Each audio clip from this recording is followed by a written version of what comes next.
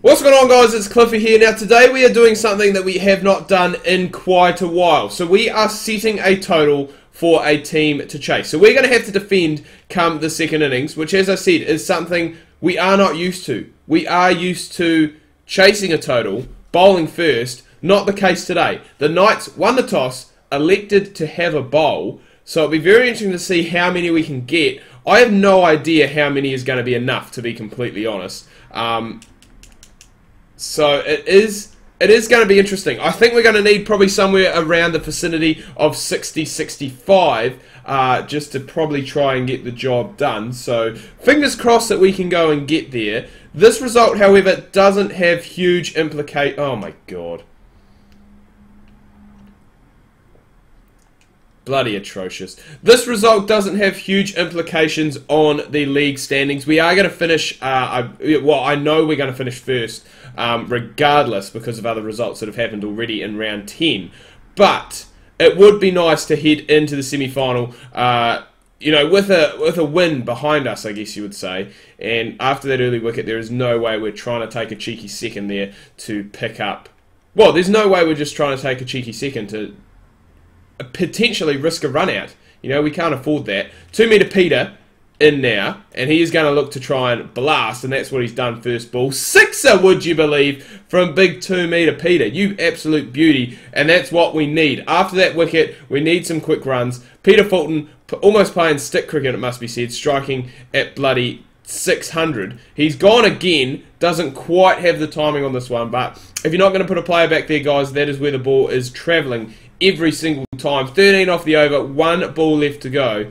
And Leo Carter, he'll be disappointed that he didn't get to cash in on this. That one there was a little bit less timed, a bit closer to the fielder. It doesn't matter in the end, however. Fulton finishes 6-4-4 off his first over. And that is absolutely perfect. You can't ask for more than that. 1 for 17. And at the moment, going for a score of 85, which I think is definitely going to be more than enough. That one there has been dragged a little bit to the leg side, but it doesn't matter. There's no man down there. And all of a sudden, this is good from the Canterbury Kings, getting a good score on the board. We have lost, I don't know if we lost last game. This series I do so infrequently now, just because I'm so close to the end as well. But do it so infrequently. I know we lost against the Firebirds. I think that was round 8, and I can't remember what happened in round 9, but played the Stags. I think we may have lost as well. So definitely trying to look for. Oh my god, there's a bloody fielder out there. Picked him out too. Didn't even have to move. Moved probably about, I don't know. That bloke only moved about 2 metres it seemed, and then it just came straight down his throat. So there's the second one to fall. But in saying that, runs are coming quite freely off the bat, so I'm not complaining a whole lot. And Henry Nichols goes 2. He gets off the mark with a 4. Probably 2 of the most experienced players, it must be said. Well, experienced players, probably the better players, I guess, for the Canterbury Kings. Henry Nichols, the New Zealand, I was going to call him an all-rounder for a second, the New Zealand batsman.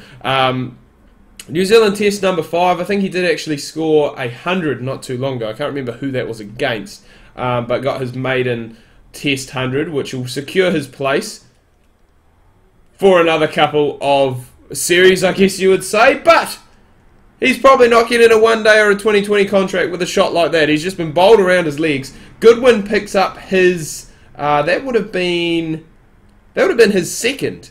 And I think he only went for about 12 off the over, so he's done a very good job.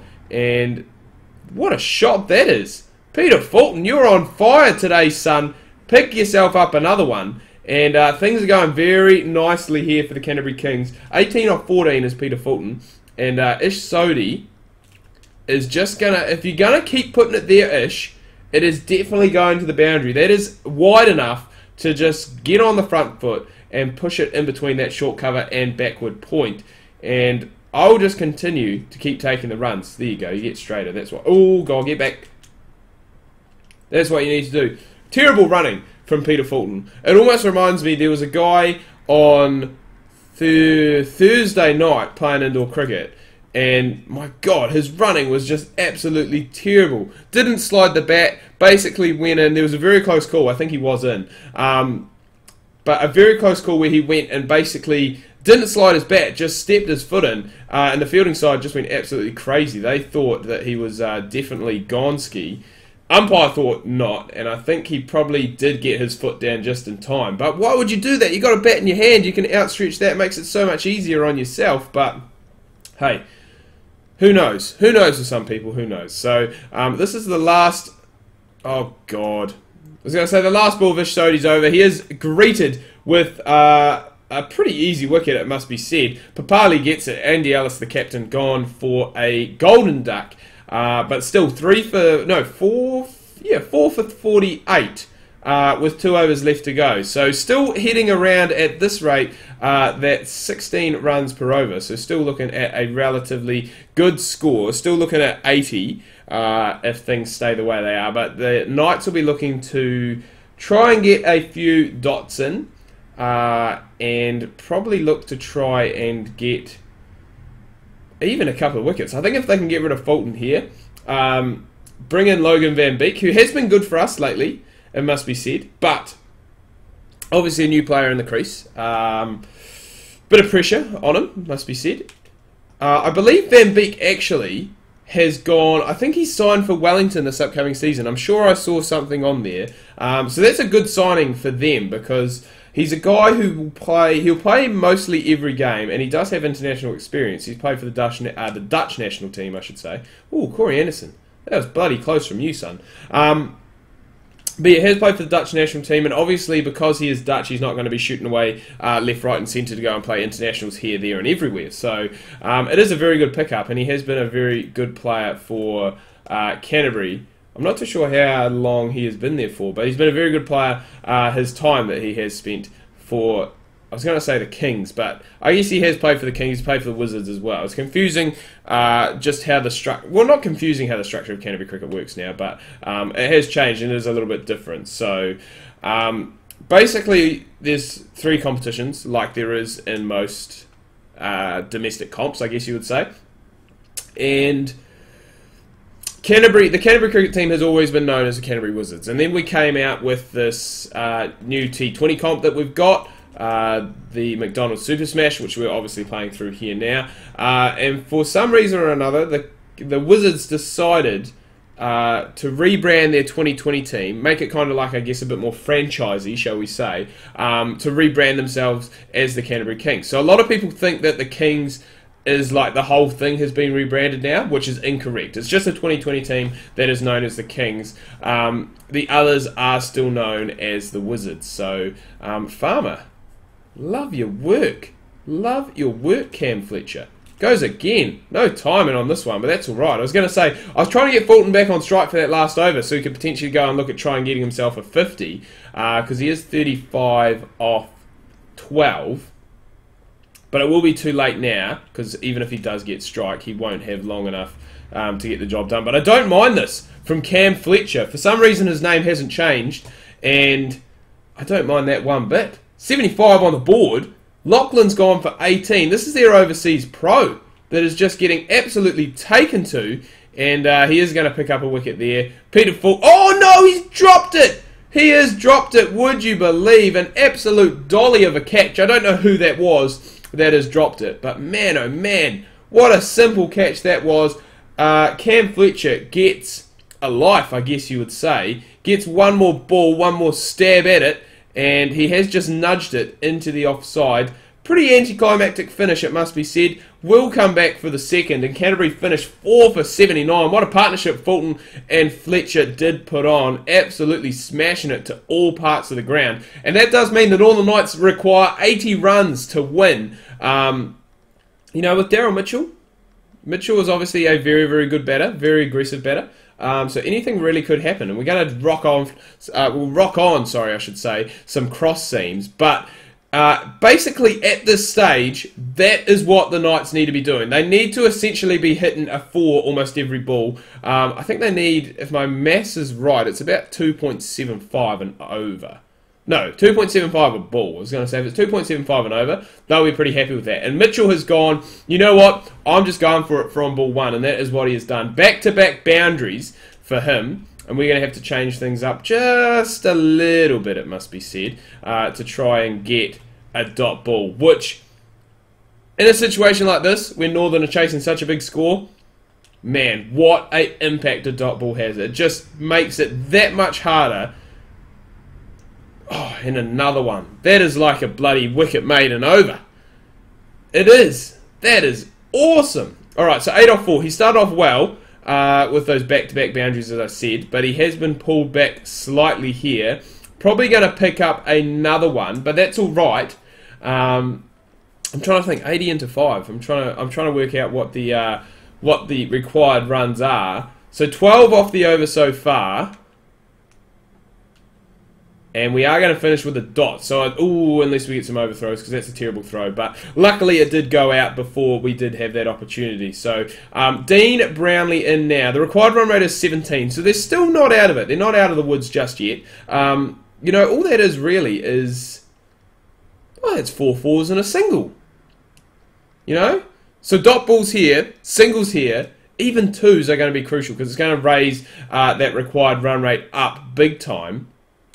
So fingers crossed we can just do exactly that. Get some dot balls in, and it does make our job so much easier, it must be said.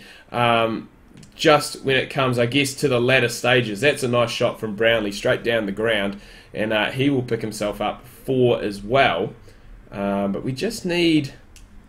Just to try... I think we just need to keep mixing it up and keep doing some different stuff to get some dots, and that's exactly what we're doing. Gone 4.4 dot. So I'm guessing this one here is probably going to be a boundary of some sort, just to, you know, just to keep the sequence, just to keep the pattern going. And what do I tell you? I should be a bloody fortune teller because I can read the future apparently. So there is another one, and all things going well, this is going to be a dot too, and then that will just. It would be almost a perfect over, it must be said. It's not going to be a dot, it is only going to be a 1 though. You think it would only be a 1.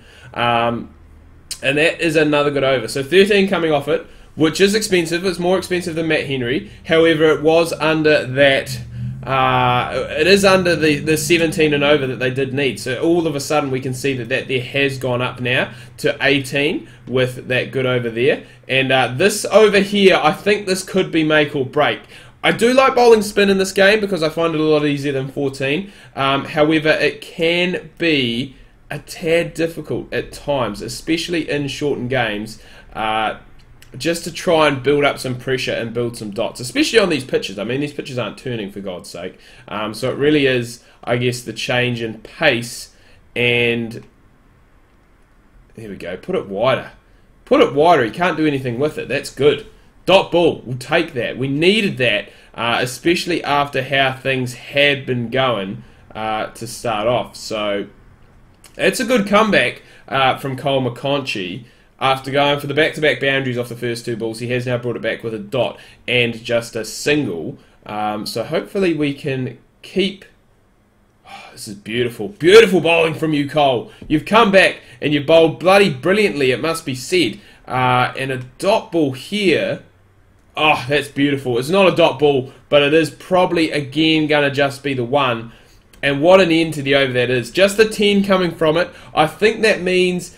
just trying to do maths at the moment. 45 off 12 is needed. We're going to go to Ed Nuttall now. And then probably have Peter Fulton, the stalwart, the legend, the guy who did it with the bat, come and bowl the last over. That one there will have to be rebowled, which is not handy. Not handy at all. So 22 and over. And fingers crossed we can just do a bit more of that. Grab a few more dots. That is bloody perfect, it must be said. 44. So 24 and over needed now. Essentially anything that is not a 4 is a win for us. So it is going to raise the run rate up quite significantly too. So...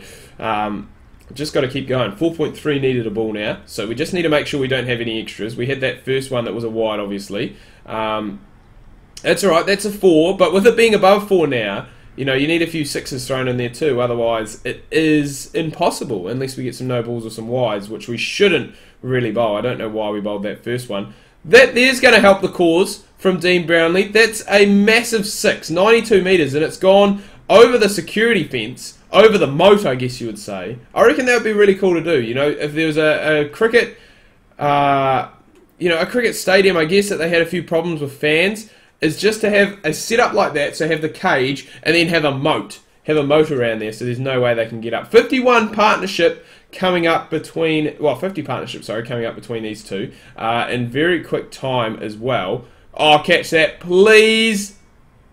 Oh, it's 6! Oh my god! Oh my god, what an over that is from the Northern Knights. They get up there. Peter Fulton, you are trusted with bowling the last over, my son. And they need 23, so they have brought it back just a little bit, it must be said, in that last over.